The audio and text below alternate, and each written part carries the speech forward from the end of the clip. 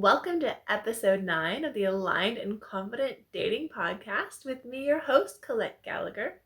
In this episode, we're going to talk about the 5 red flags during the talking dating stage from the show You. If you haven't seen it yet, You is a show on Netflix, and it is about a man and a woman, and they live in New York City, and they meet at a bookstore that the man works at, and they flirt a little bit, and then the girl leaves. And the guy is super smitten, and so he decides to basically stalk her and start following her around. And it's kind of crazy. And so it's a really interesting show.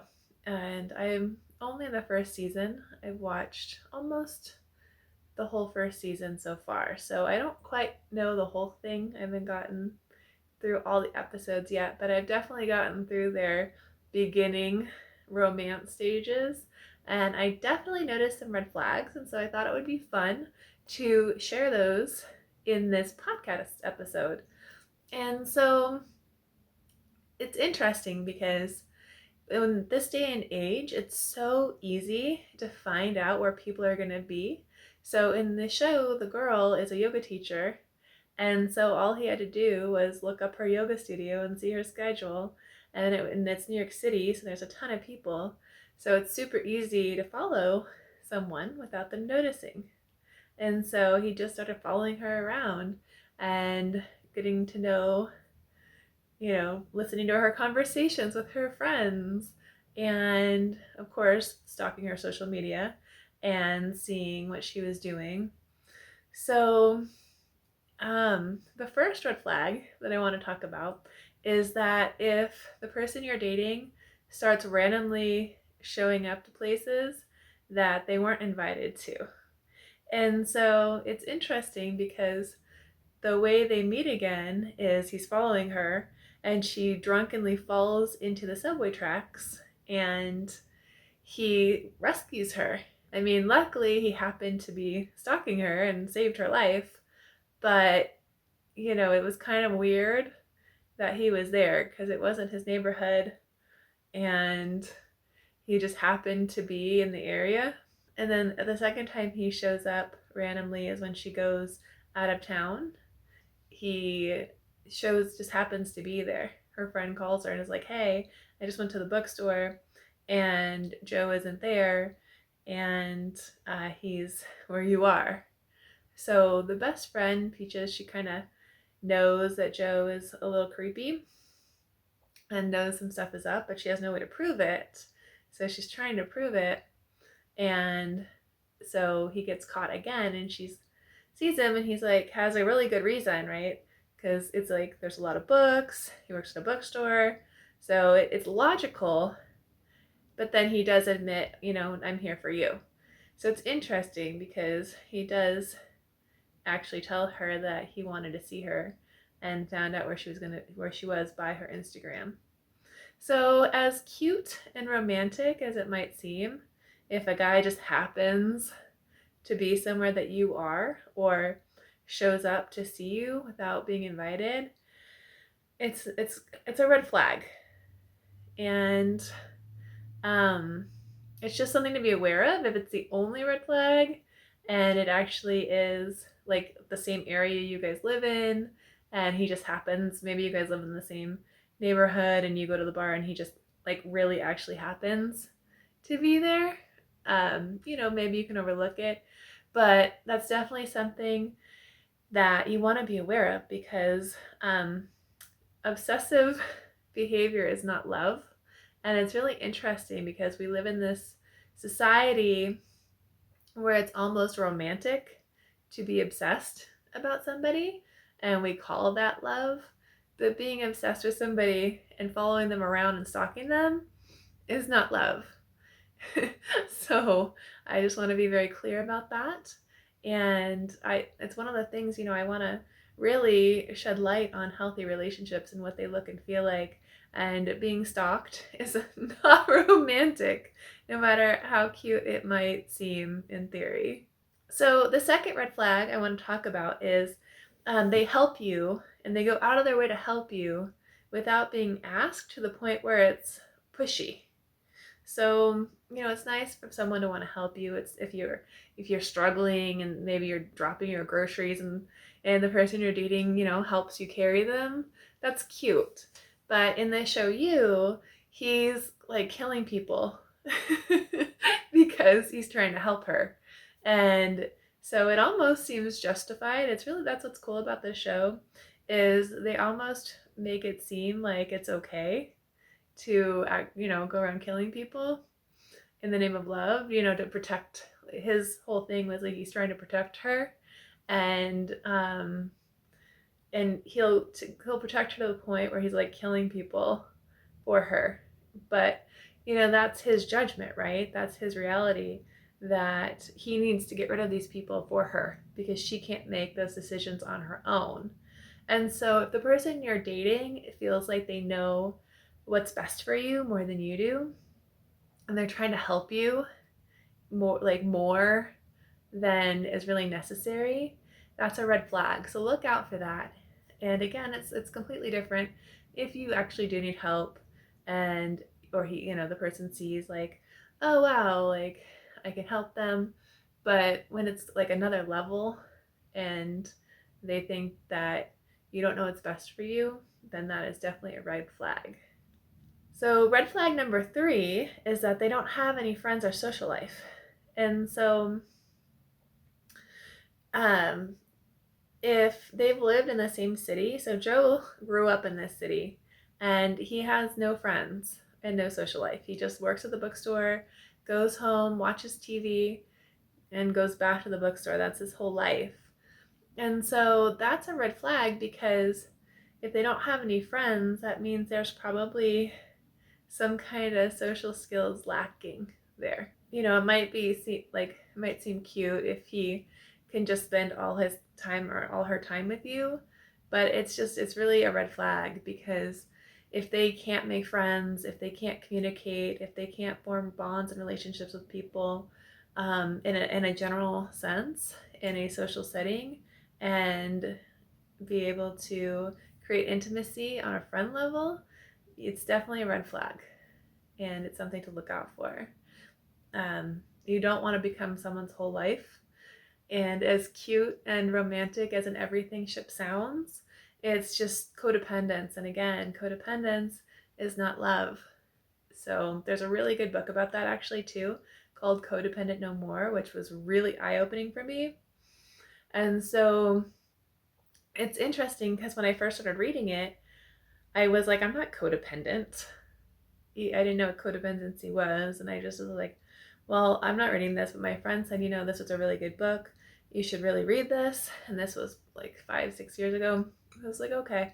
So I started reading it, and I'm like, okay, this isn't me. But then sometimes we can't see ourselves. And so what I did was I said, well, what if it is me?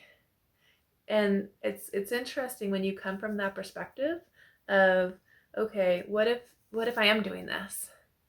You start to pay attention more. And so that's what I did. And it was really eye-opening, because I was like, wow, I really am codependent. And I thought that was love.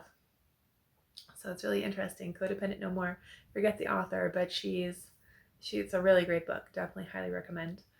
But yeah, so if they don't have any friends and they make you their whole world, again, not cute, not good. Definitely a red flag.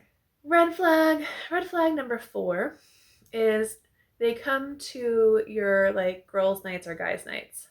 So while they're dating, Joe comes to her girls' nights and watches her girls' shows. It's really important that you have your own life, even in a partnership, even in a relationship. You need, like, it's really important to have some things like that are your own. You don't want to be like enmesh your lives together. And so hanging out with your friends and being able to talk openly without your partner being there is really important. And maybe you volunteer, you go do so, like take a class, but just doing things on your own or with your friends without your partner is just really important just for your own joy and your own happiness. And just to make sure that you are, you know, not becoming super codependent and just enmeshing your lives together. The fifth red flag with Joe from the show You, when they want to make you their whole world. And so, again, this is codependence. Everything ships are not healthy. And it's really not okay to think that one person is going to be able to fulfill every single need that you have and expect someone to be able to fulfill every need that you have.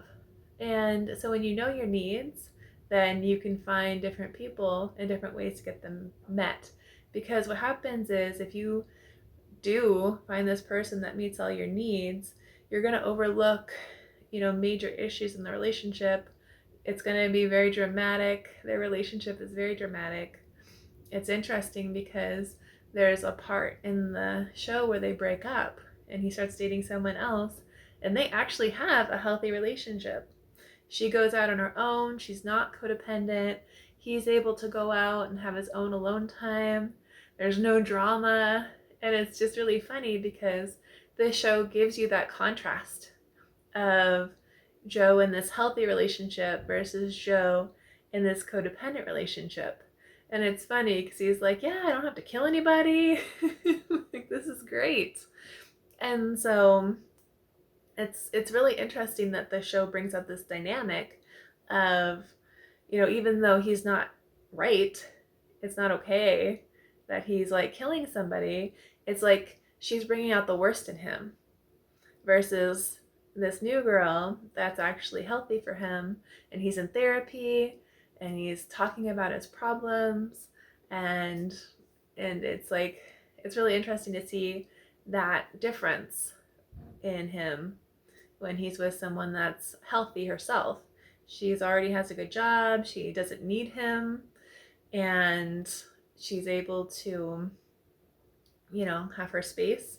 And it's just really like it's cool that they show that in the show, that difference. And so if you're with somebody and they're starting to bring out the worst in you and you're starting to feel crazy or you're starting to feel bad or you're starting to feel like you want to check on them all the time or you're not feeling trust, then that's definitely a red flag that you want to look at. You want someone that brings out the best in you where it doesn't feel like drama.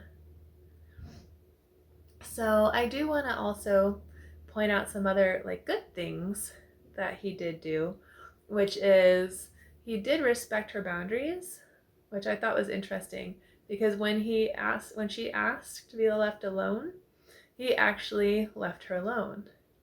And so when she said you need to leave, he actually left, which I thought was really cool about him. Like he didn't try to stay. So I just wanted to point that out because somebody that you're dating, they might have great qualities. There might be great things about them. And maybe you guys get along really well and you have like a great time together.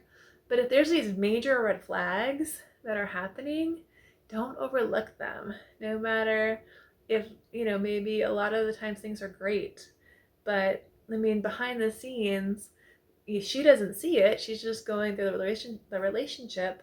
So she doesn't see the fact that he's like stealing computers and stalking her and killing her friends and all of this like crazy stuff he's doing. She has no idea about. And so all she sees are these like little red flags here and there. But other than that, things seem great. So it's really interesting, all the different relationship dynamics that the show You actually portrays. So there you go. There are the 5 red flags from the show You on Netflix. I would love to hear your comments about the show. Are you watching the show?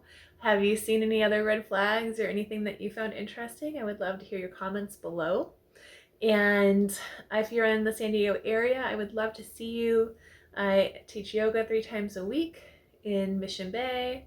I do energy clearing and I teach people how to be energy practitioners with Access Consciousness bars.